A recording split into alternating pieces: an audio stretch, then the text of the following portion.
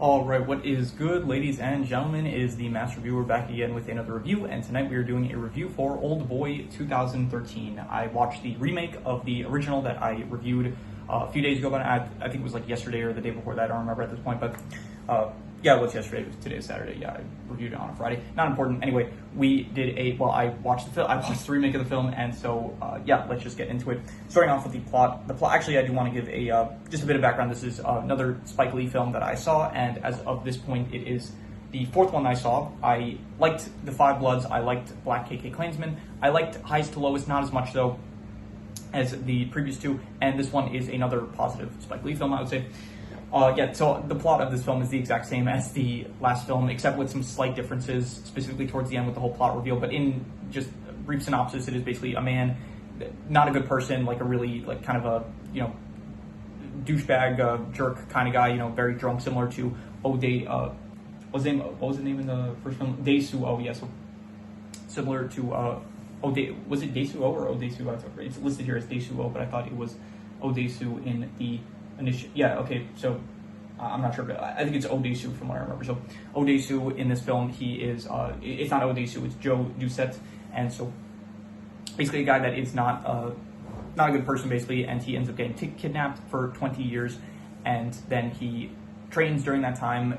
In this film it was 20 years, in the last film it was 15 years, and basically I'm not going to recap the whole thing because I did already recap this in the 2003 film version, but basically skip ahead to the end of it. He's trying to find out who kidnapped him, basically, and why he was imprisoned for 20 years. And so skip ahead to the end, it is revealed that it's slightly different and kind of darker in this film, where in the first film it was just, and basically you had Lee Woo-jin, that was the name, right? Lee Woo-jin, he was the one that kidnapped O'Day-Soo, and for spreading a rumor about the incestuous relationship that Lee Woo-jin had with his sister. In this film, it's kind of darker, where it's like the villain, Adrian Price, he had like an incestuous relationship with not just, I think, his sister, but it's like his whole family. So that was, yeah, pretty dark. And then there's like this whole scene at the end where it's like the father, Adrian is the son, Arthur Price, like their father, like this brutal scene of him just like murdering everyone in his family and then committing suicide. So, yeah, like it was unexpected. Like I thought it was going to be just like another just incestuous relationship, basically just copying off the first one. And this one, they just decided, okay, you know what, we need it to be slightly more different, so let's just make it even darker than the first one. So, yeah, so then it is revealed that Joe was, he ended up, there's also the deuteragonist in this film, Marie Sebastian, who is actually at the end of the film revealed to be Joe's daughter, and then throughout the film they end up sleeping together, so basically the same thing as the first film.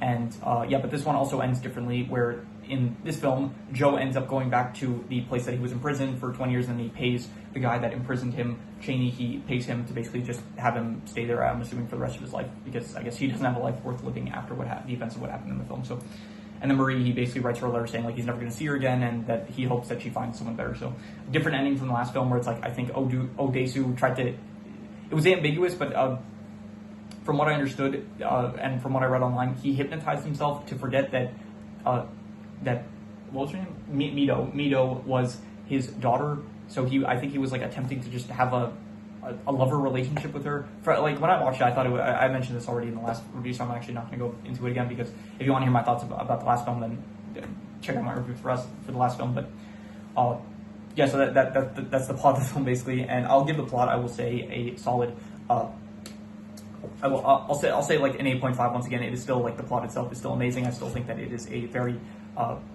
like very well written, like clean story, but yeah, we'll get into some aspects I didn't like as much. But yeah, the character of Joe Doucette, Adrian, Marie, so basically all the characters are kind of like, you just have like they're different versions of the characters from the initial film. And I thought everyone, like in terms of the actual acting, I thought all the acting was fine. I did think that Joe Doucette was about as good. I think all the characters are a bit less dramatic than I remember them being in the first film. I think in the first film there was a lot more like dramatic scenes that they had, like with O'Day-Soo, like the whole begging scene at the end, I thought was like one of the best scenes of the whole film. And in this film, you don't really have a scene that really compares to it. You have Joe Doucette, he kind of like says like "kill me" and stuff to Adrian, but there's no scene of him like actually like, he's not like on his knees begging, like he doesn't cut his tongue out or anything like that. So yeah, Chucky, played by Michael Imperial, I did not was not expecting Michael Imperial to be in this film, or even Samuel Jackson. So, yeah, they're fine. I think Chaney in this film, in the initial film, it was just some guy that was like watching the place that Odesu was initially imprisoned in this film. So in the last film, like he wasn't really a character. In this film, the replacement Chaney for that initial character, he's a lot more prominent in this film, and he's also like he's playing like the character of Chaney is like two. He's like a combination of two characters that were in the previous film, of like one of that was actually watching over the prisoners, and the other one that was like the actual gangster that I guess was hired to that was initially like that was going after Odesu in their initial film. It's getting confusing going back and forth between films. But yeah, so Joe Dusey I thought was good. Adrian, the villain, I think that he is not as good as Li Wujin. I thought Li Wujin was a bit more charming, I would say, compared to Adrian, who's just a bit more, I guess, malicious and I guess like more, maybe more evil in a sense, but definitely Li Wujin, I kind of liked him, the character more. He felt a bit more dramatic, I'll say. So yeah. In terms of Maria, she is just meant to be Mito in this film, and I don't really, played by Elizabeth Olsen, I don't really have any thoughts about her character. She's about as the same as Mito was in the last film. Mito in the last film I also didn't really care for too much. Maria in this film I don't care for that much as well. And Chucky is fine. All the characters, I would say, they're pretty, like, most of them, they're not as good as the initial, like, 2003 version, but they're all, like, fine, I'd say. So in terms of the characters, I'm just gonna go like I'll go like a 5.5. I'll say they're decent, but not really better than that. In terms of the settings, this doesn't take place in Korea. This takes place in, I'm not really sure where it takes place, but it doesn't take place in Korea.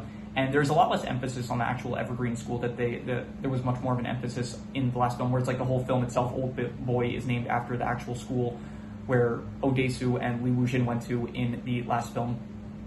So in this film, it's like they don't even mention the word Oldboy at any point. So I guess people that are watching this film without watching the last film, I'm wondering what they think Oldboy means in this film's context. So so besides the school setting, which doesn't feel as important in this film, there's the actual imprisonment area that Joe Dusey stays in for 20 years, which I thought it was fine. I didn't think it was like better or worse than the last film's imprisonment setting. But besides that, there's not really any other settings to speak about. So I'm just gonna I'll give the settings like a 5 out of 10. I'll say that they weren't really good, but they weren't bad either. So I don't really have anything to say about the settings. So in terms of the action, I did think that the action in this film was better, probably because it is more modern, so there are probably more action techniques that they're able to implement, and so I would probably say that the action sequences in this film were better than initially in the first film. There are still like not that many in this film. Like there is, I think there was that one scene that they kind of redid of in this film, Joe in the last film, Odesu, where it's like each character fights up against like a whole bunch of gangsters at once, and so I think it was better in this film. It did feel like the action was a lot cooler and stuff, with the hammer feels a bit more prominent in this film that each main character uses compared to in the last film, and overall I would say that the action I would give very good. I would say it's 7.5, not like John Wick level or anything, but definitely very good, I would say. In terms of the mystery / drama, so because I already knew kind of what was going on, like I knew like it's a remake of the initial film, so I did go into it knowing what the plot twist was going to be, and so for that reason, the mystery aspect, I guess, did not nail as much for me. I guess the whole plot twist at the end of not the plot twist, but finding out in the like the changes that they made about like it's not just a brother or sister incestuous relationship, it's like a whole family thing, and then the whole murder suicide. That was like pretty shocking. Like I wasn't expecting that, I guess, but I would give.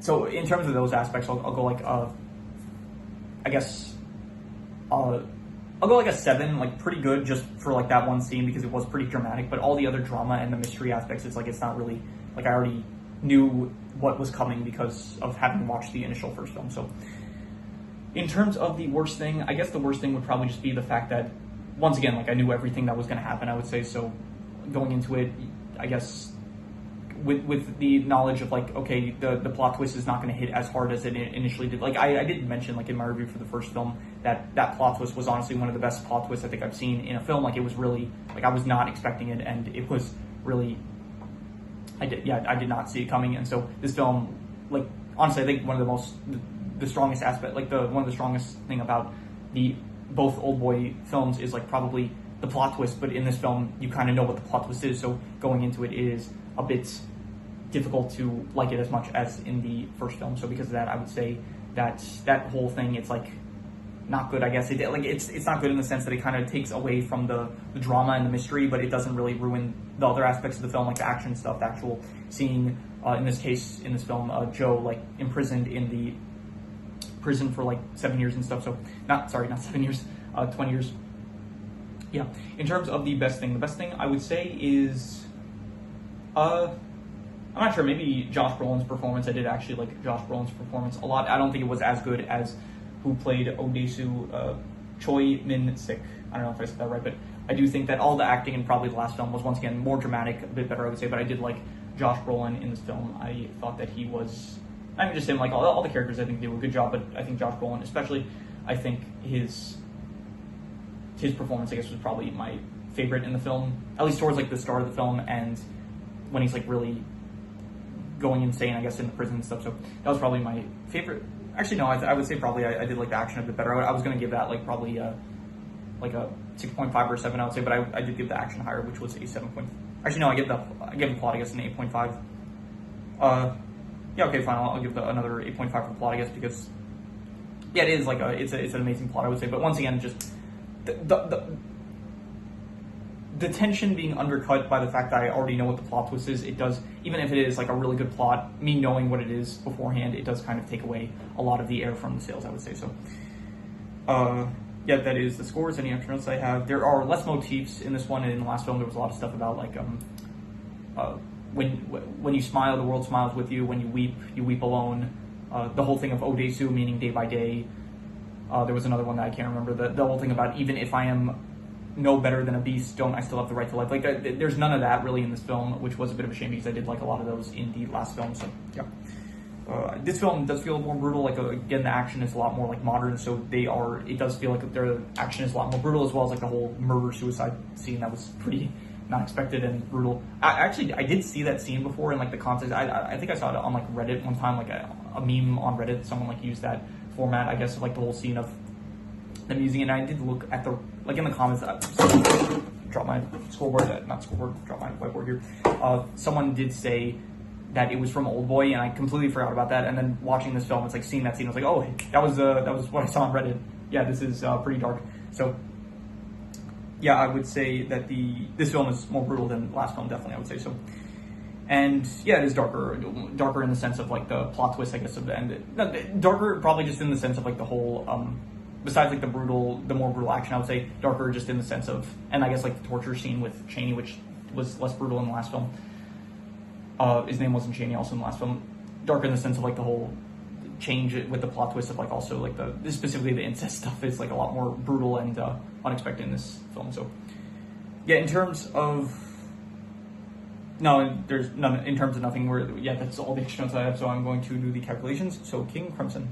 All right, so it ends up coming out to about a 6.5, which would be good, and I think I would probably give it higher than that. I think I would probably give it like between a 7 to a 7.5. Honestly, I'll be generous, I'll give it a 7.5. I still think that the film is very good, but once again, just the biggest thing is that it is kind of undercut by just the knowledge of like what is going to happen, because I have seen the original film. So even if there are like some slight differences that are pretty shocking, I would say it is still ultimately like I do kind of know where everything's going, which I guess I should have expected going into it. Like, for example, when I saw like 12 Angry Men, that movie also, it doesn't really have as many, I don't really think 12 Angry Men has like plot twists per se, but seeing the first film and the second film, it did, like they were both really good films, and I don't think like either film is necessarily worse than the other just because there was no like plot. I think if you're remaking a film, if there is like a specific plot twist, it's like really I'm trying to think of like maybe another example that of film that was remade that has like a major plot twist, but at the moment this is the only one I can think of. So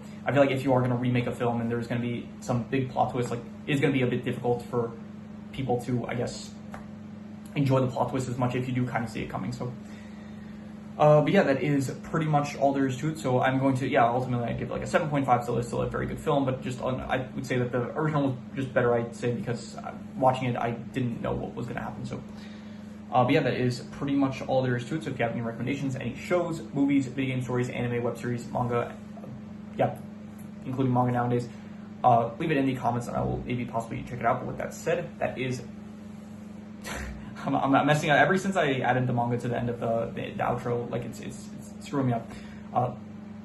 Let me do that again. If you have any recommendations, any shows, movies, video game stories, anime, manga, web series, anything that you want me to review, leave it in the comments and I will maybe possibly check it out. With that said, that is pretty much all there is to it, so let's leave it at that.